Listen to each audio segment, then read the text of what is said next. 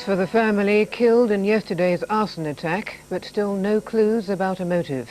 More wreaths are laid at the scene as police interview the family's friends and relatives. The British round-the-world balloon effort ditches in the sea off Japan.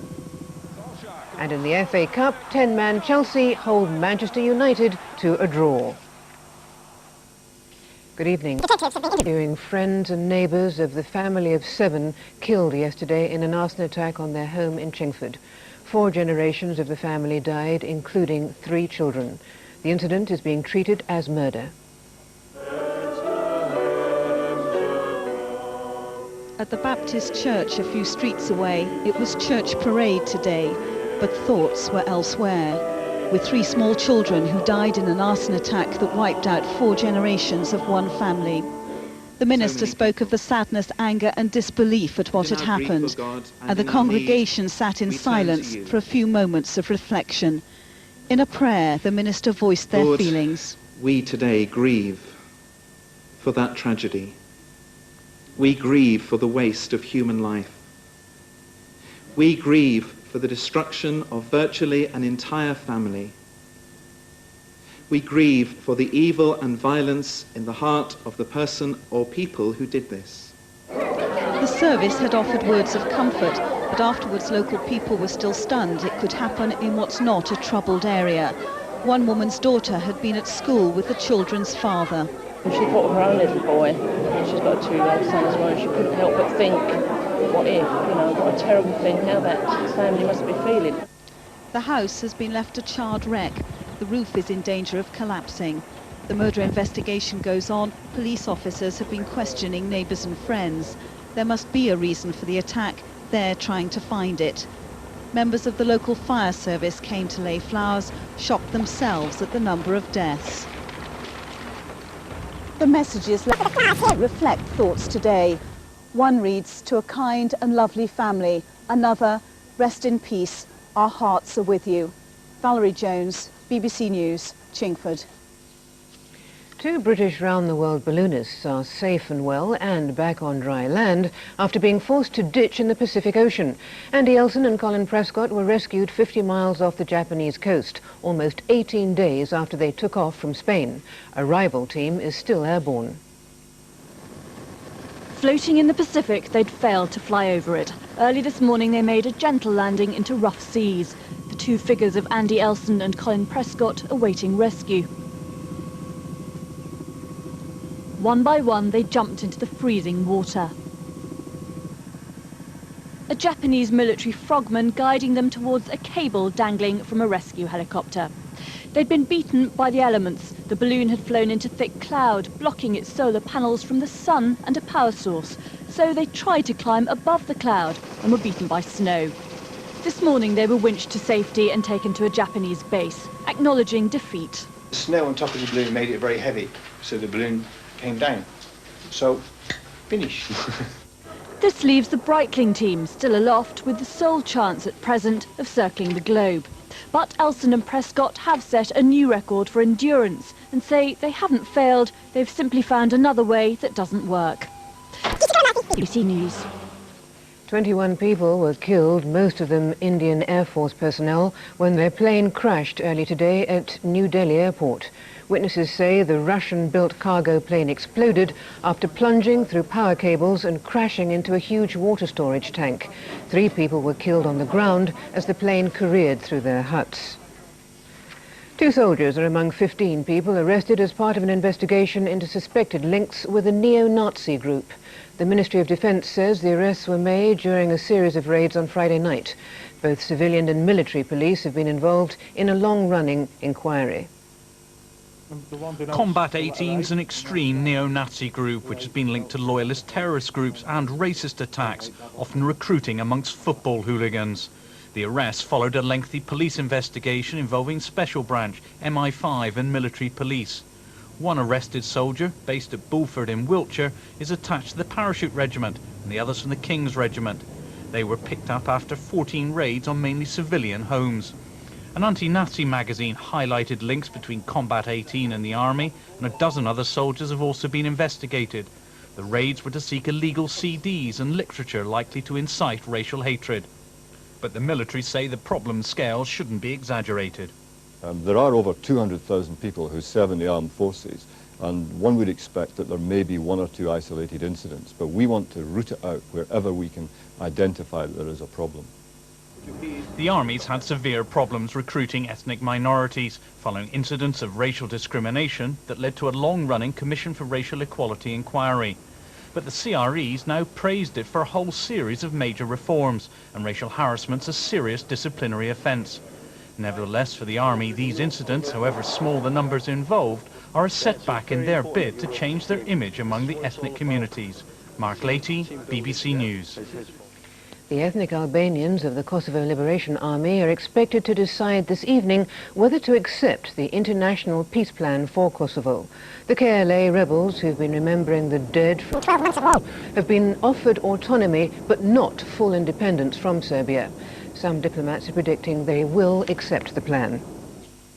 Nursing unions are warning that patient care is at risk because some hospitals are replacing registered nurses with less qualified staff to save money. Today, the government said hospital trusts in England would get an extra £5 million to encourage experienced staff to come back to the NHS. The Royal College of Nursing has welcomed the money but says it won't go far. The current nursing recruitment crisis has left hospitals struggling to find experienced staff. Now it's claimed some trusts are downgrading nurses' posts so they can hire cheaper, less qualified healthcare assistants. One trust, which runs the Princess Margaret Hospital in Swindon, admits it's saving almost £1 million from its nursing budget, partly by reducing the ratio of senior staff nurses. On the eve of its annual Congress, the Royal College of Nursing claims the move's part of a dangerous national trend. Most of our hospitals now only have patients who are acutely ill. The condition can change by the minute. The observation, the skills of a highly qualified nurse, able to look after them, able to make sure they get the right treatment. And if they don't have that, complications are much more likely, and indeed the ultimate cost to the hospital goes up. The ratio of registered nurses to healthcare assistants is up to individual hospitals, but the government says it's doing all it can to attract experienced staff who've left back into the profession. In a carefully timed announcement today, it pledged an extra £5 million to help set up creches and family-friendly employment in English hospitals. As nurses arrive for their annual conference, they can reflect on the irony that while the government is trying to recruit them back into the profession, some hospitals appear to be cutting back on the very jobs they're needed for. James Westhead, BBC News in Harrogate. News just in, we've just heard that the film director Stanley Kubrick has died at the age of 70. Kubrick, who was an American, began his career in Hollywood, where he directed Spartacus, but he decided to move to Britain, where he directed Lolita, Clockwork Orange, 2001: A Space Odyssey, and The Shining. The Liberal Democrat leader, Paddy Ashdown, speaking at his party's spring conference in Edinburgh, said working with New Labour is the best way forward after he stands down in June. But he criticised the government for what he called its lack of ambition in social reform. Our political editor, Robin Oakley, reports. On his last address as leader to a party conference, there was a special welcome for the man who goes in June. Oh, perhaps I should announce I'm standing down more often. With his would-be successors in the audience, he urged his party be ambitious. It was a measure of the confidence he's bred that he turned back on other parties the jibes that used to be made against the Lib Dems. Those Tories, they can say anything because everyone knows they're never going to be in government. What would you say about the SNP? Well, you'd say party of protest, and all they are is a one-man band, you know. What would you say about New Labour? Well, you'd say nice people, but no one knows what they stand for. The new Scottish Parliament was their victory as the party who'd fought longest for it.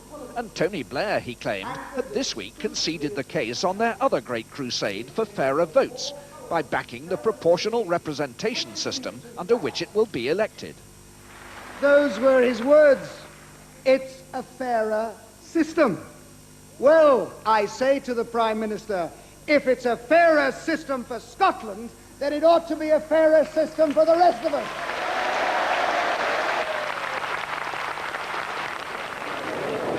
Paddy Ashdown has been a trailblazer and a risk-taker, notably in his cooperation with New Labour. But he's turned the dispirited, bankrupt party he inherited into the biggest third force in Parliament in 50 years. Sometimes he's taken the Lib Dems' breath away, but they acknowledge the huge debt they owe him. And today they left him in no doubt of the affection they feel for him. Robin Oakley, BBC News, Edinburgh. A burst water main has transformed one of Britain's busiest roads into a vast lake. Since early this morning, thousands of gallons of water have poured onto London's North Circular Road. It's led to a section of the road being submerged under 25 feet of water. The clear-up operation is expected to take some time, and the road is likely to be closed until tomorrow morning. Well, having braved that flood, to bring you news of the Grand Prix victory for Eddie Irvine and all this afternoon's FA Cup action, Helen Rollison. Thanks, Maura. Still got my wellies on. Manchester United were unable to make the most of home advantage in the FA Cup quarter-final against Chelsea this afternoon, the game ending goalless. Both teams were reduced to 10 men after Roberto Di Matteo of Chelsea and Paul Scholes of United was sent off. In today's other quarter-final, Newcastle are playing Everton. The latest score from St James's Park is a 2-1 to Newcastle. With both Manchester United and Chelsea vying for the Premiership title and seeking European glory, it was a tribute to the teams and the unique status of the FA Cup that they should produce such a vibrant tie. The ever-committed Roy Keane, the first to warm De Huij's fingertips. United throughout looked the more potent, despite starting with both York and Cole on the bench, and almost took the lead when the celebrated new dad David Beckham provided a cross which needed just a fraction more than a brush from Gary Neville's eyebrows. Chelsea's prospects slumped alarmingly just before the interval when Di Matteo was dismissed for a second bookable offence. But they defended admirably in the second half, aided by finishing from Beckham that proved there's no such thing as the perfect week, and goalkeeping from De Huij that was of the highest quality. If Paul Scholes thought he'd been unlucky there, goodness knows what he made of Paul Durkin's subsequent decision to send him off for a foul on Goldbeck. Replays seemed to show there'd been no contact. It made no difference to the outcome, a 0-0 draw and a replay both clubs could do without. In contrast, for Newcastle and Everton, the Cup represents their only chance of winning something this season, with the predictable result of a typically frenetic tie, dominated early on by the Merseysiders. But it was Newcastle who took the lead, thanks to a deflected drive from Tamuri Ketspire. No wonder the Geordies have taken the Georgian to their hearts. But Everton came out positively in the second half and got their reward 12 minutes later, spectacularly from Unsworth. But their celebrations didn't last long. Haman's powerful free kick fell eventually to Georgiades and Newcastle were back in front. Kevin Geary, BBC News. And it's now 3-1 to Newcastle, Tamuri Ketspire scoring again. And in the fifth round of the Tennent's Scottish Cup, Rangers have beaten Falkirk 2-1. Skipper Lorenzo Amoruso scored the winning goal in the 75th minute from 30 yards.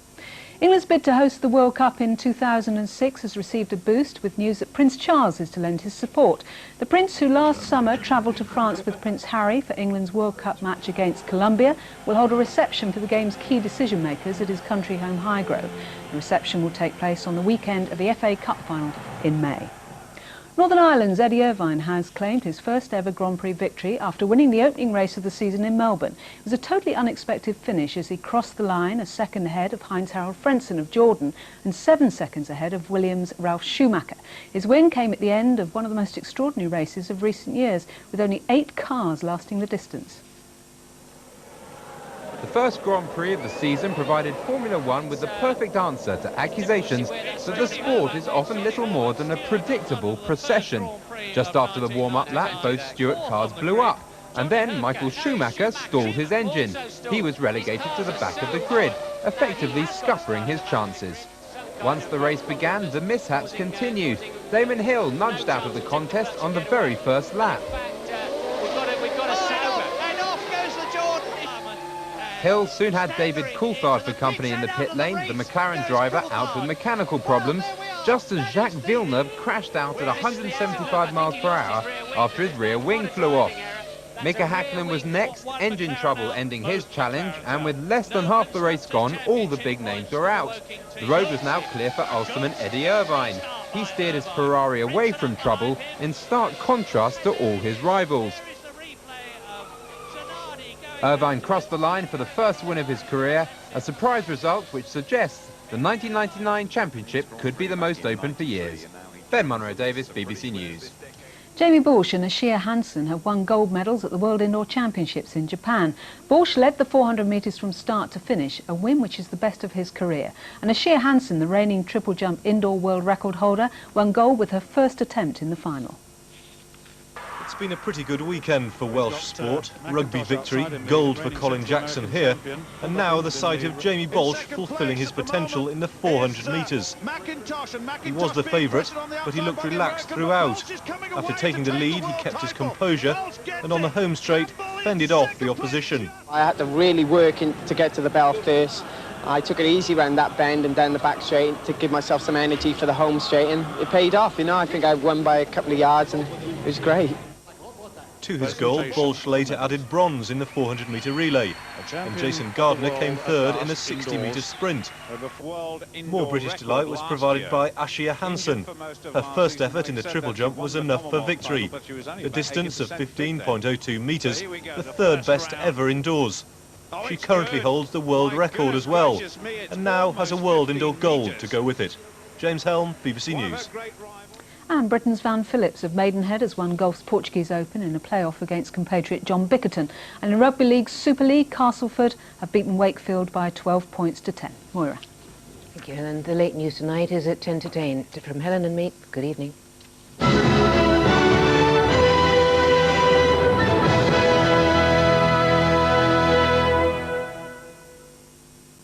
Hello again. It's been a dull, dank day across much of Britain. On the news, we saw some water coming up. Well, I've got the rain coming down on the weather radar from northern England. Now, the bright colours showing us there have been some heavy bursts of rain. There's even been some sleet and snow up over the hills and the mountains. But it has caused some problems with the River Derwent, which is now on the red alert or flood alert between Stamford Bridge and Elvington, but that rain should peter out overnight tonight. In fact, we can see that happening on the computer sequence. You'll notice a few white flecks in there indicating that there'll still be some wintry weather around over the high ground, but as you can see here, we're down to the blue colours by the time we get into tomorrow morning. Up to the northwest, we'll have clearer skies and a widespread frost, and we can expect slippery surfaces just about everywhere.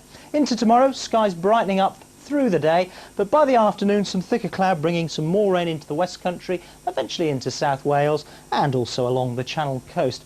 But that thicker cloud and rain will also be introducing somewhat milder air. That's the forecast.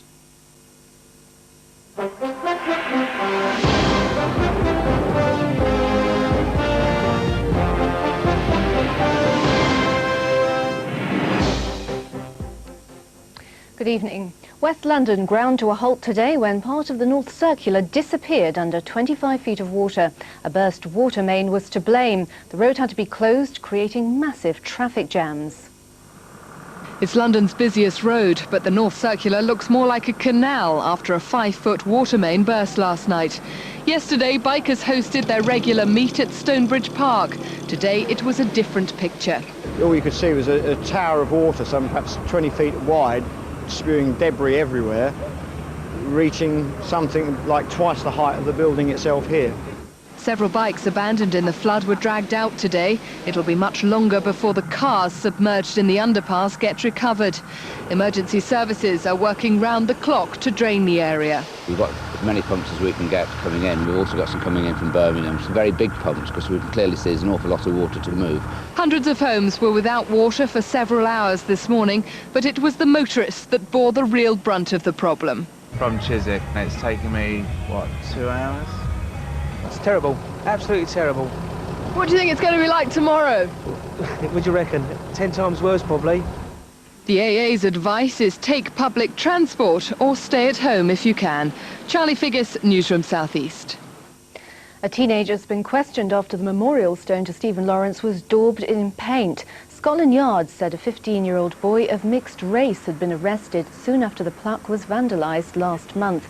He was released pending further inquiries. Parents of a Down syndrome man in Oxford say their son's life has been ruined by prolonged use of steroid creams. Bill and Mary Tutty are considering taking legal action against their local health authority for negligence. At the age of 17, Spencer Tutty was a fit and active teenager. 8 years on, he's still battling with the aftermath of using steroid creams to treat a skin complaint over a 6-year period. Diagnosed with a heart defect in 1983, Spencer's medical condition was complicated, but his parents say it was made worse by using steroid creams for so long. He had about 4 stone in fluid in him by water retention. He was actually... before I got to the Brompton, Spencer was actually draining in his own fluid.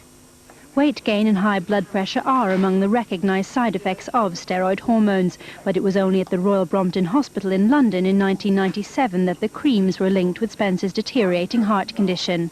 He looked to me like someone who had what we call Cushing's syndrome, which is a special sort of syndrome of upset hormones with stretched skin, and I wondered if that is why he was in apparent heart failure. A leading skin specialist confirmed Dr. Somerville's diagnosis, and the Tuttys contacted a solicitor. Oxfordshire Health Authority did not want to comment on Spencer's treatment, but say it has always been recognised that Spencer presented a difficult clinical problem, and clinicians have done their utmost to discuss the situation fully with his parents. It is regrettable that Mr. and Mrs. Tutty feel they have cause for complaint about Spencer's treatment in Oxford. Spencer is now receiving all his care in London, but his parents are still angry at the treatment he received in Oxford, which they say ruined his quality of life. Sophia Connolly, Newsroom South East. Football. Chelsea have been in action in the FA Cup this afternoon at Old Trafford. The final score was Manchester United 0, Chelsea 0, with the replay at Stamford Bridge this Wednesday. Finally, football's most famous hardman, Vinnie Jones, has decided to quit the game. Vinnie, who's 35, is best remembered for his controversial career playing for Wimbledon. He now hopes to concentrate on his acting. And it could be Shakespeare next. That's it. We're back in Business Breakfast tomorrow. Good evening.